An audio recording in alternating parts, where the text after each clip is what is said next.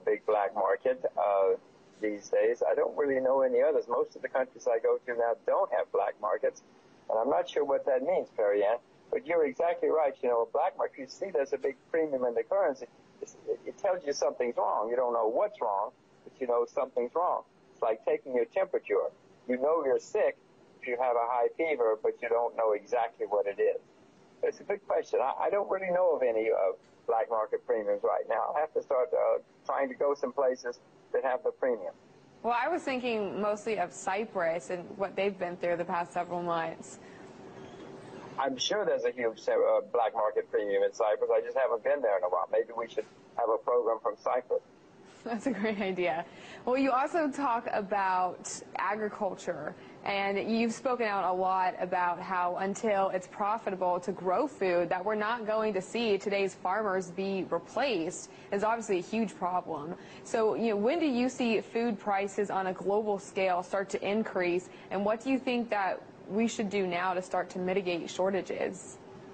It's starting to happen now, Perry Ann. Go to the supermarket or go to a restaurant, and you'll see that prices are starting to go up for food. We've got to do something now. I mean, that farmers around the world are dying and retiring.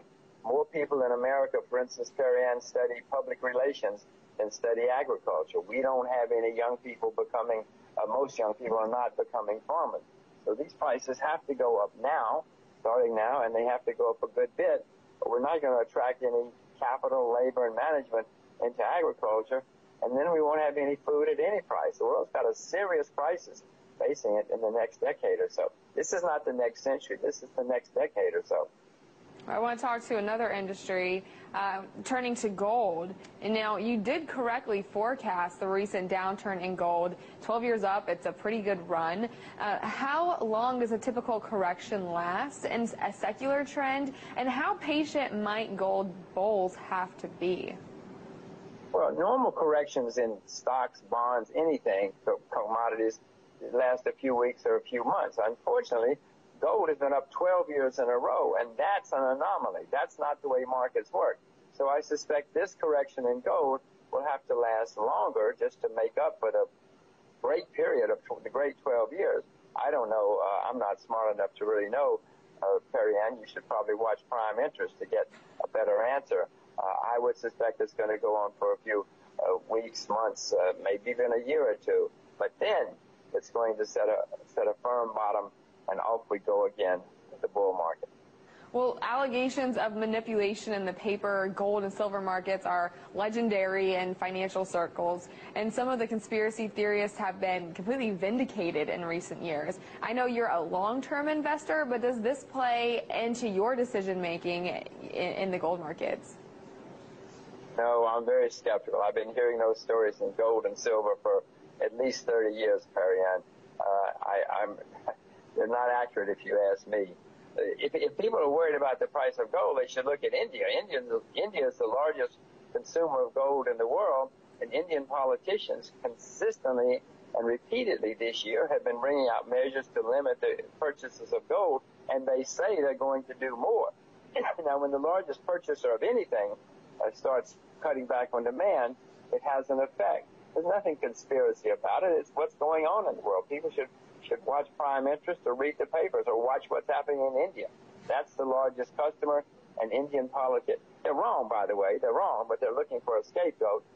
Politicians always look for a scapegoat. You will see more problems coming out of India, and therefore it will affect gold. Forget that. I mean, you don't have to forget the conspiracy theories, but I ignore them. Well, Deutsche Bank is moving $9 billion worth of gold to Singapore. They already have a reputation for respect of private property and secrecy. You know, banks, for instance, don't have to report account holders' names to authorities. Is Singapore becoming the new Switzerland? Oh, Singapore has already attracted staggering amounts of money from Europe, partly because the Swiss have had such a monopoly. You know, they've gotten corroded, they've gotten not very efficient, they've gotten expensive, they've gotten not very competent, the results are not great. So there are many, many, many reasons that money is leaving Switzerland.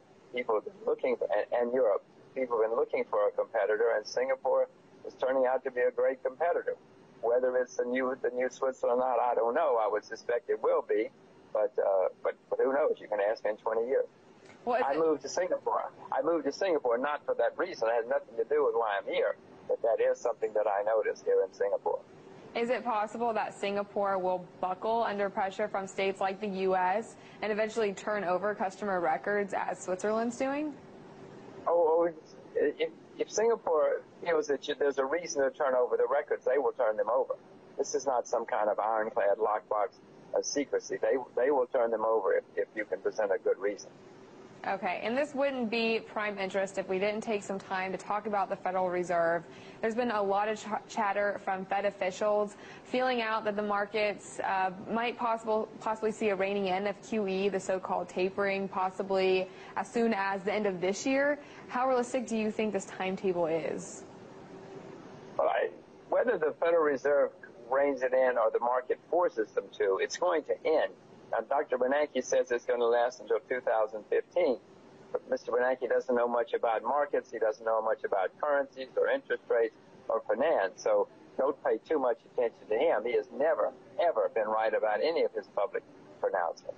The market is not going to let this last. You see what's happening in Japan. I mean, the whole market's collapsing because people suddenly realize, wait a minute, this cannot go on forever.